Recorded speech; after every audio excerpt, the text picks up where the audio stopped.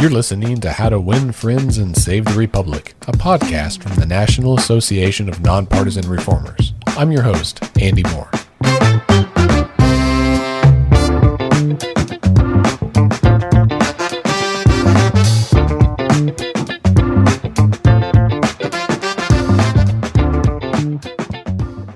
My guest today is Rob Richie. Rob was born in Washington, D.C., moved a few hours away to Pennsylvania for college, graduating from Haverford College with a bachelor's degree in philosophy. Several years later, he co-founded Fair Vote and became the organization's first executive director. He was named president and CEO of Fair Vote in 2018.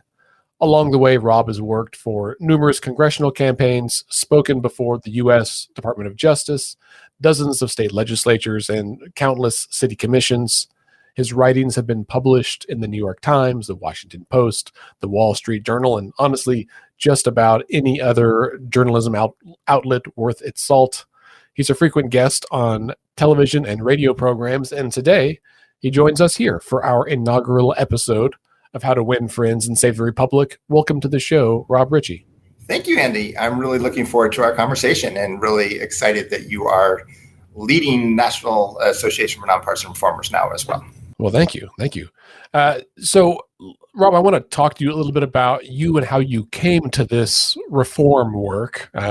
You've been doing it for a long time. I think, as far as the reform movement, the democracy reform movement goes, you are one of our elder statesmen because you've been doing this for several decades. And the organization that you lead, Fair Vote, is, perhaps best known, at least recently, for being a champion of ranked choice voting, which we'll talk more about in a few minutes. But first, I wanted to give our listeners the opportunity to get to know you and to hear the full story of Fair Vote.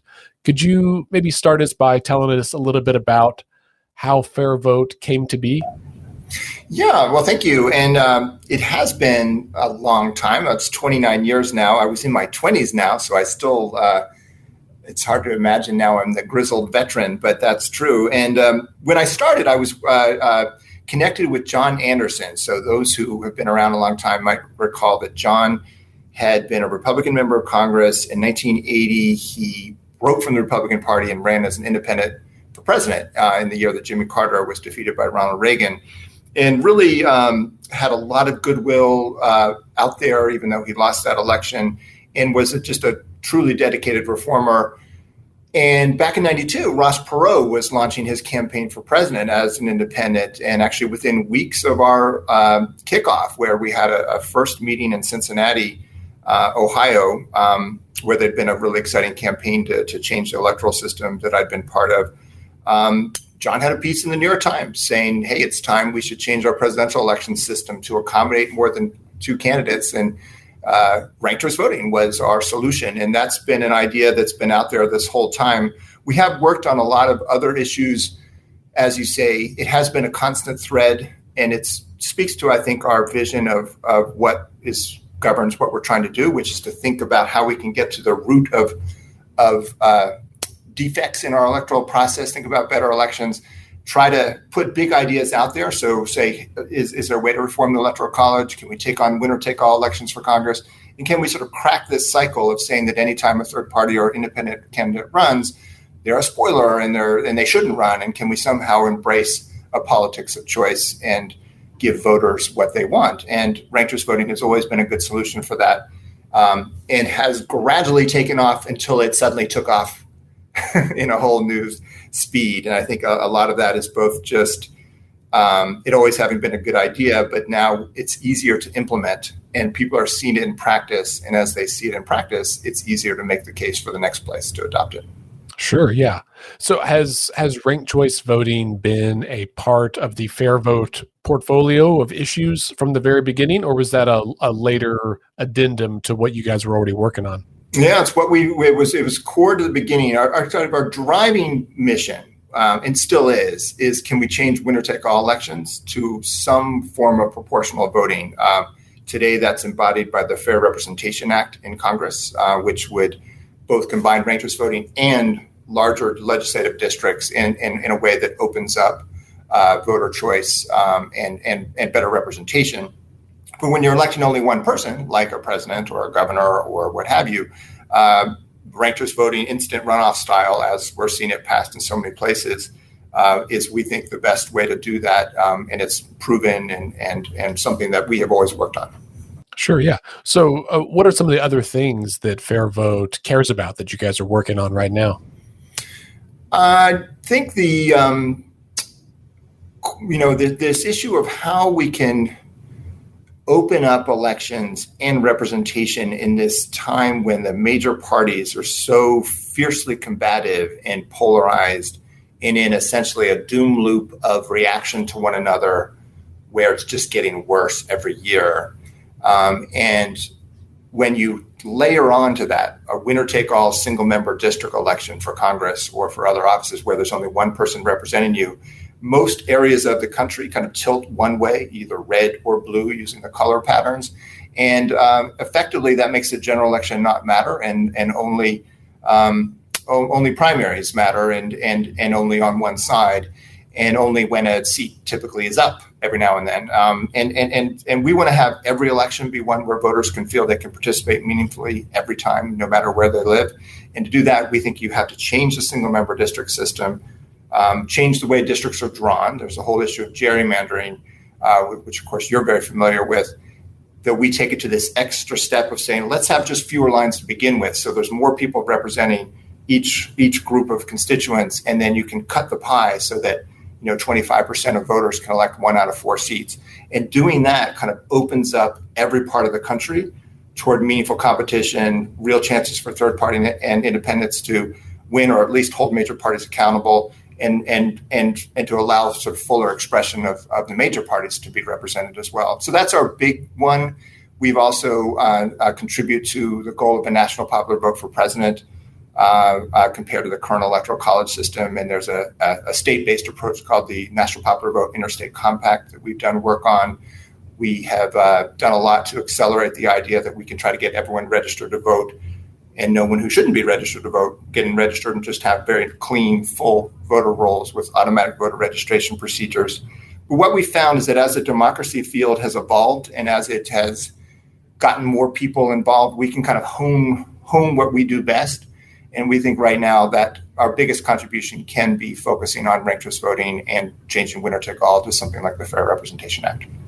Sure. Yeah. So it sounds like kind of a widespread of work that is all focused on making our electoral system more accessible to more people, and to be more, I guess, more reflective of what America really looks like, instead of just this red and blue dyad that people get shoehorned into and may or may not feel like either of those two major parties we have right now are an accurate reflection.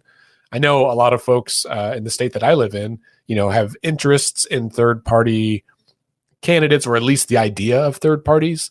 But the way that the system is kind of maybe not built, but has been supported over the decades, makes it so difficult for any kind of third party traction to happen.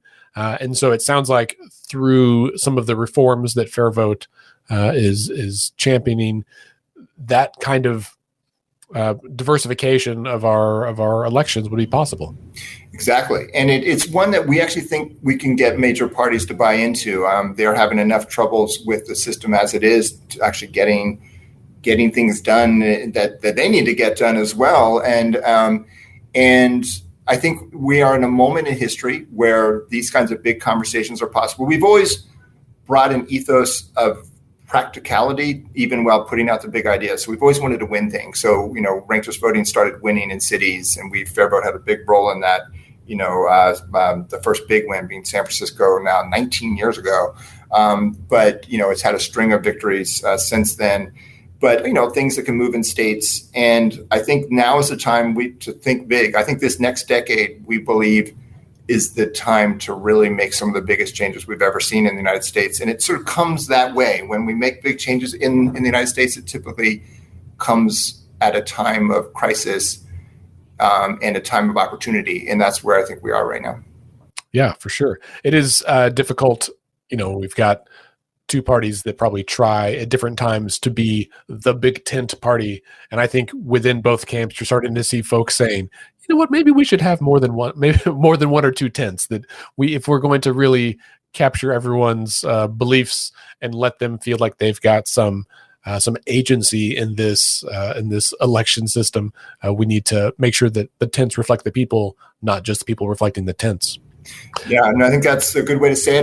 My first book that I got published was called Reflecting All of Us. So you're on to something that idea of a fair reflection. And I think that the other part of this is fascinating to me is that, whether you get the major parties to buy into everything we hope to achieve is to be determined, but certainly a lot of steps along the way they can. So we're working with the former chair of the Utah Republican Party, still a very active Republican, helping to bring ranked choice voting to the state of Utah. It's going to be used in 23 cities this November and being talked about in the state legislature. We've worked closely with former chairs of the Democratic National Party, Howard Dean, Tom Perez, who are open to ranked choice voting or are actually quite excited about it in certain uses of it. And I think that confident major party players ready to have their party evolve with the times can be open to these changes, even while it does create this new space for third parties and independents, which we see as critically important. Yeah, that's for sure. Well, we've kind of been talking around it, but let's talk a little more directly about ranked choice voting. By my count, as I was doing some research before this episode, I think there are 15 countries, including the United States, where ranked choice voting is being used in some form or fashion or at some level, right? So maybe not some at the national level. Places like Australia, I think, use it at the national level. And then here in the U.S., it's state by state or city by city. So I think it's probably safe to assume that many of our listeners are already familiar with what ranked choice voting is, but you being the expert, what's your elevator pitch for what ranked choice voting, how you describe it to somebody? I think the starting point is say, if you have an electoral, ballot choices where you only have two choices, you don't need ranked choice voting. You vote for one and you have expressed a meaningful opinion and one candidate will get more votes than the other. But if you have a ballot that has more than two choices, we think you need ranked choice voting to express a meaningful ballot. And so one way to think of it is that, so as the name suggests, you're ranking candidates instead of just voting a single choice. And those rankings are your expression of your backups to your first choice. So your first choice is the most important choice. That connection to a candidate matters a great deal, depending on the algorithm, that ranked choice voting is being used for. You might be able to win with 20% if it's a fair representation system. But if it's a single winner election for, say, president or mayor of New York or other uses, you got to get 50%. You're trying to say to represent people, you should represent as many people as possible. And that's a majority when you're electing one person. So, but go all in with your first choice, but have a backup to your all-important precious vote. So you add up all the first choices, people after people have ranked. If someone happens to win 50% or more right out of the box, they win. That's it. If not, though, and someone is with less than 50%, or everyone is, then you go to the candidate in last place, and that candidate is knocked out. Their ballots are examined. Whoever's ranked second gets that vote. And so the ballot, my first choice is out, so I'm settling on my compromise, and you keep going that way, rinse and repeat. Last candidate out, reallocate their votes till a candidate surpasses 50% of the vote. When you get down to two, it's always, we call it an instant runoff. You're getting down to kind of a head-to-head between the two strongest candidates. So you'll have a result that might start in the first round, 35, 30, 20, 15, or something like that. In the final round, it'll be like 54 to 46 or some kind of clear majority outcome. Yeah. If any of our listeners are super election nerds like I am, and I assume like you are, and you want to go into Wikipedia and read about the different variations of ranked choice voting that are out there, mostly from a mathematical or academic standpoint, it's somewhat fascinating reading. I don't think that most of our listeners probably want us to get into that here. And the term that you used, I think, is the clarifying piece that we hear most often is that instant runoff, which just implies that there is no need for a runoff with a properly executed ranked choice voting election, because it's like built into how the votes are tabulated. We know who the winner is, or who the second place, third place, fourth place on down. Yeah, and we're up to about 50 cities that are either using it or about to use it in their next election. And the great majority of those cities chose to use it because they were holding 2 elections to fill 1 office, and they said, let's just combine them, ranked choice voting, single round, faster, cheaper, better. And that's one of the practical arguments for it it's helping its expansion. Sure. Yeah. I live in Oklahoma, and we often hear complaints about how many runoff elections we have, for city council, for state legislature, for governor, and especially in the primary system. Our city council races are nonpartisan, but they often result in runoffs because it's a multi-candidate race. And as you said earlier, that's a wonderful case example of why ranked choice voting, or an example of where ranked choice voting can be very effective. And likewise, we have a gubernatorial election next year in 2022. And there's a lot of folks that think we're going to have a repeat of what happened in 2010. And that is that the winner of the governor's race was elected with less than 50% because there was a third party candidate in there that took some of the votes. And so I think now's a good case example, right? Or we get to live it out to see, this is exactly what we don't want to happen in our elections. And is there a way to solve that problem? And ranked choice voting could be it.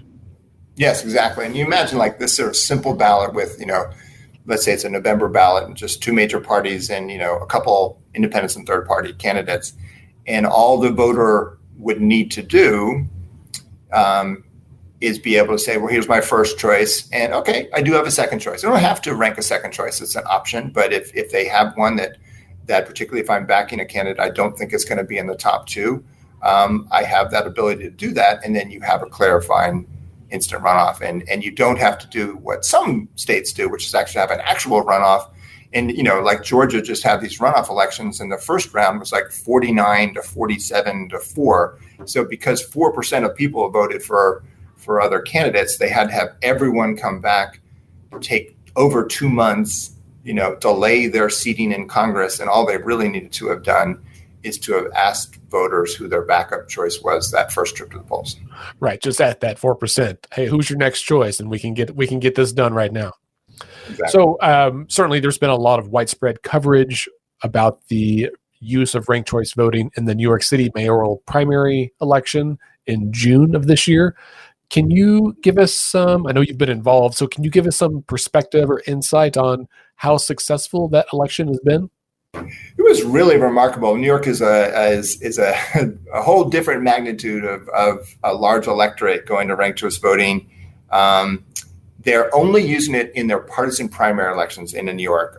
So all the other uses of it are in general elections, often just a single round sort of nonpartisan city election. This one is only the partisan primary, but in New York, that's a decisive contest really in almost every seat. So not every voter gets to participate, but those who do got to participate with ranked choice voting.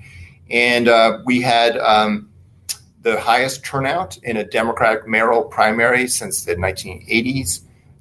We had 13 candidates on the Democratic side, a whole slew of candidates running for open seats down ballot. There were at least a couple of Republican contests that were interesting ranked choice contests out in Staten Island, but it is a really Democratic city. And we're thrilled with how it worked. The optics of the count and how it was reported created controversy because they didn't report the first ranked choice voting result for a week. They could have done it earlier. Most places actually either finish on election night or at least start showing tallies. But New York had this bad combination of saying, well, let's wait a week to make sure that we get everything right. And then when they did it, they got it wrong. So they actually, in a very classic way of stupidity, sadly, they didn't sort of clear the cache. So they had test ballot data in their system, and then they added the real ballot data without sort of emptying out the test ballot data. So when they first did the ranked choice voting tally a week later, they had 135,000 odd test ballots in the mix, and then that finally was discovered a few hours later, and it's super embarrassing.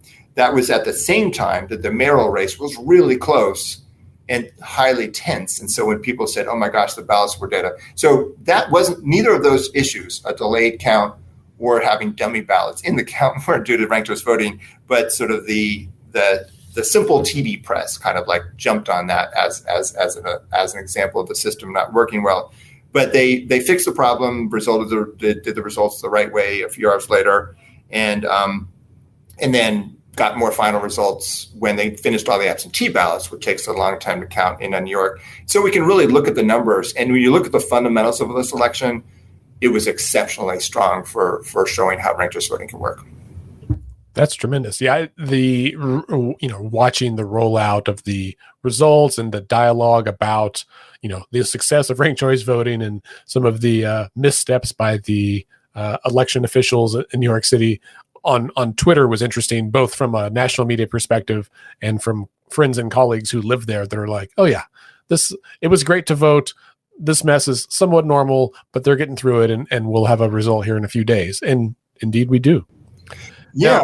And actually, Andy, before we leave New York, I just wanted to make sure I went over sort of some aspects of the results that to us were just fascinating, I think indicative of what it does. So one of the arguments that has been made about changing our electoral process, sort of opening up our system to new voices and to more reflective representation. And my wife runs a group called Represent Women that really focuses on women's representation, and she's sort of found very clear correlations between changing electoral systems to be more open and accessible to voters and candidates, and better representation of women. So New York had never had more than 18 women on the city council at 51 seats. And they had 14 as of today. When the dust settles after this primary and next election, it looks like it's going to go to 29, so more than doubling representation of women, 26 of whom are women of color.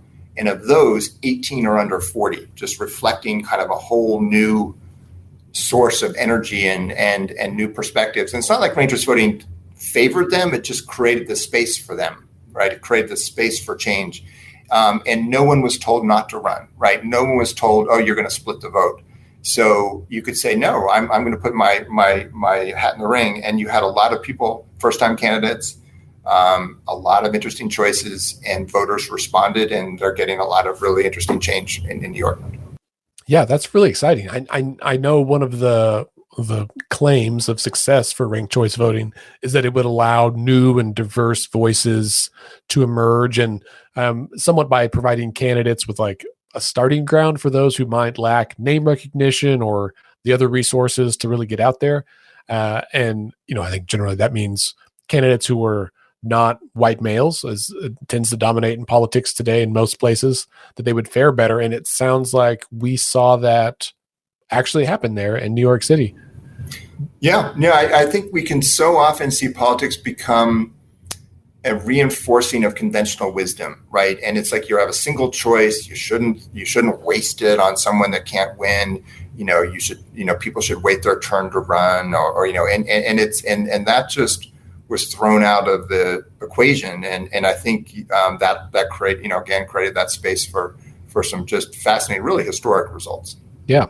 Do you think that is related to the fact that this was a Democratic primary election, and that perhaps members of that party might have attracted a more diverse pool of candidates, or do we see that happening in other places with either party? Yeah, I think I think the Democratic Party has more women involved, more people of color, but certainly the Republican does too. The other really notable use of it this spring was the Republican Party of Virginia used ranked choice voting by their own decision. So there wasn't a state-run primary; it was a party-run contest, but it was for governor, lieutenant governor, and attorney general. And they had crowded fields. They could have used the state primary, but it would have been a single choice system, and they were worried about getting an unrepresentative nominee who would divide the party. So they decided to run their own contest, which they're allowed to do in Virginia. And because they couldn't do a traditional convention where you might vote repeatedly to find a unifying candidate, they used ranked choice voting. And so they had more than 30,000 ballots cast. And their ticket is the most diverse ticket in state history for either party. So they have a white man, an African-American woman, and a Cuban-American candidate. Those are their three nominees. And I think they brought the party together as the party hoped that they would do. So it is something that creates a opportunity for voters to kind of identify the best candidate, right? And again, be freed of conventional wisdom. And that may mean, reflective representation being changing by women and people of color. It also can just be other things that we don't usually get to give a fair shake to. And that's to be determined by the voters, but we're certainly seeing some exciting things going on. Well, we started this conversation talking about the doom loop of the two parties and how it can lead to a sense of division in our country, which I think we are certainly seeing across the board. And then now to hear a story of a political party using ranked choice voting as a way to avoid division within their own party, right? To find some peace and unity and build consensus through using the tools that are available to every state, right? That's a really exciting twist on that story, to be like, this is the problem and it's already fixing it even within the parties. Right. Yeah. And I think that's our, we don't always win change as fast as we might want to do, but I think we're on a trajectory where, they're getting familiar with it. They're seeing what it delivers. And then I think, say, Virginia now can have a whole different conversation about using it for the state-run primaries and, frankly, the state-run general election, right? I think that now it's been, some of these sort of claims and hypotheticals when you haven't used something that can keep people scared from change. Now it's like, well, we actually used it and it doesn't do any of those things. It works, right? So now it can be a different conversation. Yeah. So some of the critiques that I think we hear about ranked choice voting is that it's too complex or too costly, or it's too slow, or it's error prone in some way. Did we see anything from the New York City primary election that would support any of those criticisms? Yeah, I think the exciting thing from a voter perspective is it's in fact allowing us to do what we're almost always ready to do, which is to express more than one choice, right? So if you're at all involved in an election and there's more than two choices, you often have formed opinions about more than one candidate, and ranked choice voting allows you to express them with a simple act of saying, who's my first choice, who's my second backup choice, who's my third backup choice. And it's really no more complicated than saying, you go into an ice cream store and say, well, I want butter pecan, and I'm sorry, you don't have butter pecan. Well, I'll settle on strawberry or something, right? And voters do that easily and well. There was a nice, great coalition in the city that worked to help implement it. Common Cause New York and Rank the Vote NYC did this work, and they did an exit survey with a respected exit pollster, and they found that 95% found it easy to do, and 77% want to use ranked choice voting again, first time out of the box. Again, we saw this much higher turnout, which I think that part comes from fun new incentives that I think show that candidates need to reach out to more voters to earn more than one choice, right? You just naturally need to do that. And voters need to learn about, or at least can have the option to learn about more candidates. So there's like this increased engagement that I think led to that higher participation. You don't always see that, but we have been seeing that now regularly in ranked choice elections. So that speaks to another concern. People say, well, will it hurt turnout?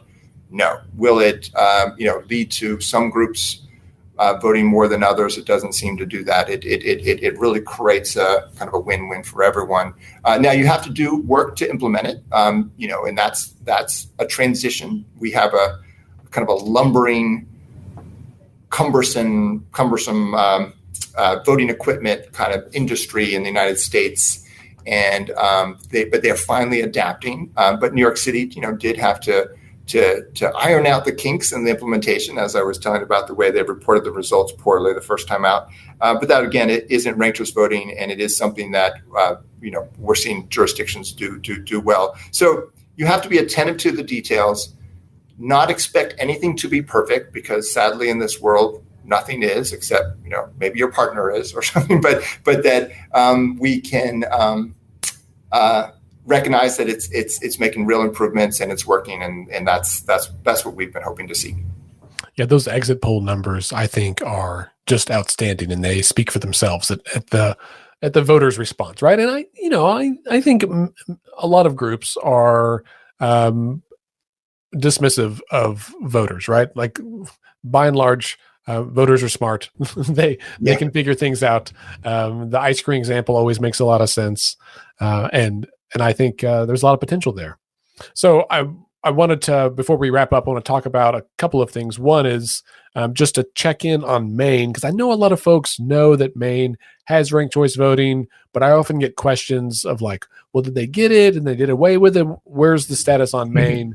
And then let's talk about what we should be looking forward to. What are the next big test cases or examples that we can see ranked choice voting being used? Yeah, no, it's just exciting times. Well, Maine has been quite a roller coaster. We first had meaningful conversations with people in Maine back in the 90s because they just had this whole long history of electing governors who are particularly powerful in Maine because there's no other elected statewide office in state government. And with less than 50%, 9 of 11 governors had won with less than 50. The last 3 governors going into 2016 had been elected with at least one of their elections with less than 40%. So you had this conversation about split votes and spoilers.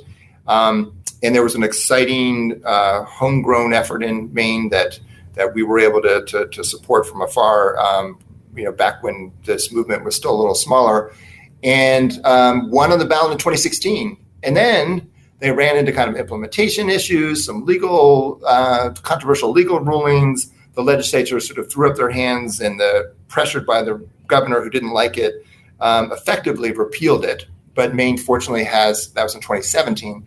Then in 2018, they were able to bring it back with a referendum to where that's a right Mainers have to reject a new law. They rejected the new law while using it for the first time for their statewide primaries and liked it. Then they used it again in November 2018. In that process, they lost the ability to use it for governor because of a legal ruling, but they can use it for the federal offices and primaries and state primaries. And then, but then because it went well in 2018, they've now extended it to presidential elections. Just as an example of how Mainers are liking it, it was on the ballot in their biggest city of Portland. It got 81% of the vote to extend it from using it for mayor to everything else. That was a year ago in 2020. So it's on a positive trajectory, or it's being used for really important things in Maine. They have to change the state constitution to use it for governor, but they can use it for most everything else, and they are. Then you've got Alaska coming up. So that's a fascinating way to talk about ranked choice voting coming on the horizon, and also a reminder that you can use this instrument in different ways, right? So New York City's only using it in closed primaries. Utah cities this November, 23 of them are going to use it just in single round nonpartisan elections in November for Salt Lake City Council and mayors in a lot of cities and so on. Then Alaska is taking the idea of the top 2 primary, which is the California, Washington model of saying everyone runs together in the primary and then you have 2 people advance to a November runoff. It kind of opens up the primary process and says, well, let's do that, but let's have 4 people advance from the primary, not just 2.